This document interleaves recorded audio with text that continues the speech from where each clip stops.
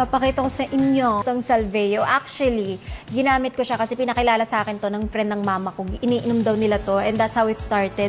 As soon as nung nakalabas ako ng ospital, ito na agad yung ininom ko. So yung vlog ko about the hospital, hindi talaga ako okay. Kaya medyo ngayon, I'm feeling much better and I'm recovering really well. And isa talaga sa nakatulong sa akin is the Salveo. And yun, gagamit ka lang ng isang kutsarita, tapos imimix mo lang siya sa water. So iniinom ko yung SBG once a day. At grabe, doon ko nakita na parang mas nag-improve yung health ko. Guys, huwag nyo nga antayin na ma-hospital kayo bago nyo ingatan yung health nyo. Minsan, hindi mo talaga maiiwasan ng sakit. And that's why you have to take care of yourself. Drink healthy stuff. Lahat ng mga iniinom ko, and this is all approved by my doctors. Now, nagre-recover na siya and it's going back to normal. I'm so happy.